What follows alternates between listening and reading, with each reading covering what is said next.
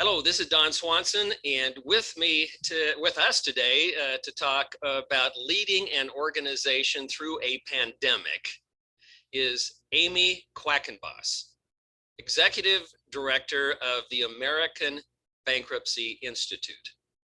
That is the largest and premier association of bankruptcy professionals with more than 10,000 members, attorneys, judges, law professors, accountants, other bankruptcy and insolvency professionals across the United States and internationally. So welcome, Amy. Thanks, Don. It's so good to be here. Good to see you. Thank you. So let's go back in time. Let's pretend we're back in January of 2020. We didn't know anything about a pandemic at that point in time. And what were your expectations for the coming year for the American Bankruptcy Institute and for your leadership of it? Well, if you remember, Don, I actually took over as the new executive director on January 1 of 2020. And I took over for Sam Giordano, who'd been the executive director of ABI for almost 30 years. So I was excited. It was going to be a great year. ABI leadership had just adopted an aggressive 3-year strategic plan. We were diving right in, and that we had at least 4 or 5 conferences through the end of February, and then the pandemic hit. In fact, I think that last week of February, I attended 3 ABI events, and my last event was our healthcare program, which I think was held March 9th, and then the world kind of shut down. Well, so you this was, in terms of leadership, the person in charge. This was baptism by fire here. Exactly right. Exactly right. I mean, I had been the deputy executive director of ABI for almost 10 years, but it definitely, I had my plan already. I had submitted my goals and objectives to the ABI board, and needless to say, we pivoted. Well, so as February, March, and April, and May, and June rolled along, how did things change?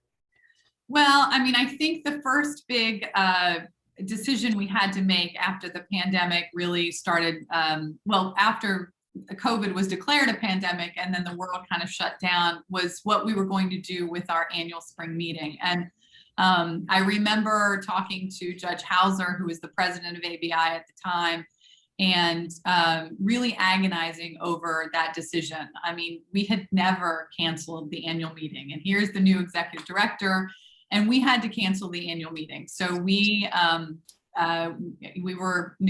on the phone with the JW Marriott in DC, and after that phone call, I just remember sitting there thinking, wow, what's going to happen?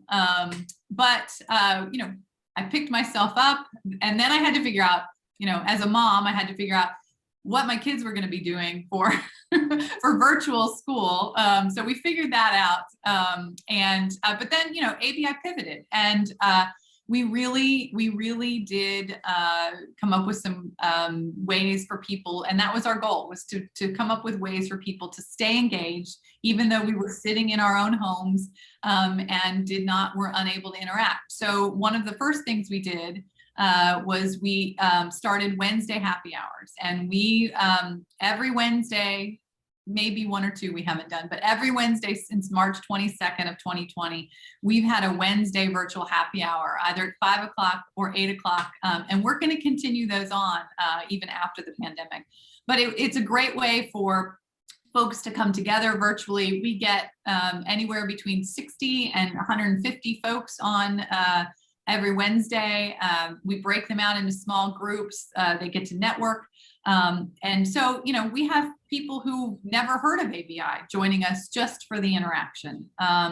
So we did that, and then we learned how to pivot all of our meetings to virtual meetings. So starting with our Central States program in June, we held most of our meetings virtual, and that's virtually. That's a testament to the planning committees for each of those meetings. I mean, many of the initial meetings folks had to scramble and get speakers to appear by Zoom and redo materials, and so it was a little touch and go, but we figured it out, and we've almost every one of our meetings has been virtual, and then we also wanted to do something bigger, and since we hadn't done the annual spring meeting, we wanted to do something bigger. So we got together with 15 other insolvency organizations throughout the country and internationally, and hosted a big event, virtual event, over 6 weeks in the fall, and that was called Insolvency 2020. And ABI coordinated all that, organized all that, and really, our goal was to make sure that people still felt connected to other insolvency professionals. And I hope we met that goal, and people enjoyed that event. And then, of course, more recently, with some of the restrictions being lifted, or most of the restrictions being lifted, depending on where you live, the issue has become, are we going back? Are we going to be in person? And what's that's going to look like? Are we going to have a hybrid? Are we going to do some virtual, some in person? I know many organizations, I'm a member of a CEO roundtable, and many organizations aren't planning events until 2022, in-person events. Our first in-person event is going to be at our Southeast program at the end of July. And a lot of thought is going into that. How are we going to keep people safe? Florida has no restrictions. The hotel has no restrictions. Well, they have some restrictions, but are we still going to social distance? Are we going to have speakers who appear virtually, or are they all going to be in person? Are we going to have a hybrid event? And so like I said, lots of decision making going on, and it's a process. And we change our minds as much as we make our minds. So we're excited about that event, and we're still planning on going forward with it. And we have others planned throughout the rest of the year. We have 4 more that we'll be doing in person. So it is, it's an interesting time to figure that out. Are you going to go virtual, or are you going to be in person? And this year's April annual meeting was done virtually. Yes, it was. So yes, we went back to the annual spring meeting, but we did do it virtually over the course of 2 weeks. I thought it was a great event. We had some good speakers, some great keynotes. We did it on a platform, which is the same platform we use for Insolvency 2020, which we were able to make very interactive. So folks could create their own networking rooms. So you could just go on the platform, open up a room, invite other folks, and have your own pop-up networking event anytime throughout the meeting. And we left things open for a month after. So it was again, lots of work. It's a in-person meeting. It takes, it's difficult, but I can send 2 or 3 staff members to an in-person meeting. But for a virtual meeting, it's all hands on deck, because, we have 2 or 3 people at each session. We have, our tech folks dealing with Zoom and the platform. We have materials being shared. We have emails going out. So it's an all hands on deck for every meeting event. Well, that's amazing. And these events have been great, by the way. I want to commend you on all these things. I think they've been fabulous. Thank you. But as you look ahead to the rest of 2021, you've got your experience coming up in the Southeast. As you look ahead to the rest of the 21 and on into 22, what do you see for you, both you or your organization and you as its leader? Well, I definitely think, there's a couple things. Along with the virtual meetings and in-person meetings, it's what are we going to do? Are we going to have all of our meetings in person again? We have found that we have a very successful virtual meeting model, and people, some people have said they may not be traveling again, not because they're worried about COVID, but because if they can sit in their office and attend a meeting and get the same kind of education component that they would in person, they maybe only go to 2 meetings a year as opposed to 4. And so to the extent that we can still provide a service and offer virtual meetings, we might be taking some of our in-person meetings and converting them to virtual meetings, saving some travel time for people. The other challenge that we have is, really knowing when to go back all in. And I think there's going to be some additional concerns as the vaccines wear off. What's the plan for that? I mean, are we all going to get boosters? Is everyone going to get a booster? Are the states going to, is there going to be a variant? So there's still some unknowns out there, and just dealing with those unknowns and being flexible enough to be able to pivot to deal with those. So that's a challenge. The other issue that we have that's unique to the insolvency community, I think, is where are bankruptcy cases headed? How is there going to be the tsunami of, especially, consumer cases being filed? It's interesting. Last year when I was interviewed in March or April, we all thought the world was going to end, cases were going to file. Big cases did get filed, and there, and small cases did get filed. The Small Business Small Bankruptcy Reorganization Act was the SBRA, the Small Business Reorganization Act, really helped struggling small businesses who otherwise probably would have just turned in the keys and closed their doors, and now they're being reorganized. So we did see some of that, but we didn't see, I mean, our consumer filings are down significantly from past years. And so is that going to hit now that the moratoriums are, ending and foreclosures are going to happen again? Have people really been paying down their debt? Or are they in the same position they were before they got all the stimulus checks?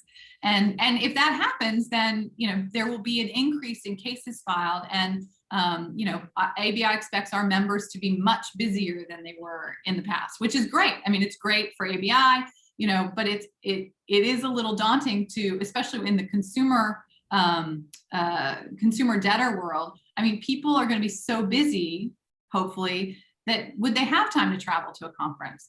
So we have a big consumer event planned in the fall of this year that's all virtual. It's a 2-week aimed at consumer debtor attorneys, 2-week event that we're hoping the timing will be right. Their cases will be picking up and people will need information, and we'll be able to provide that, but virtually, so people won't have to travel and spend time getting there.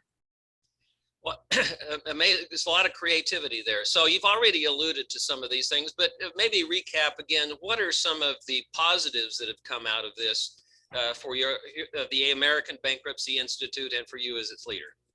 Well, certainly, I think that going through the exercise of pivoting and being kind of forced to be creative and innovative, I know we can do it now, right? I know,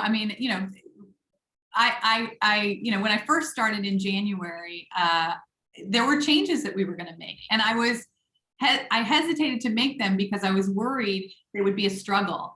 And we were forced to make so many changes in such a short period of time that now I know we can do whatever we put our minds to. So it's great. I mean, I have a great staff. The ABI leadership, Judge Barbara Hauser, who is our president, Robert Reynolds, who's our current president, and the whole ABI board have been so supportive.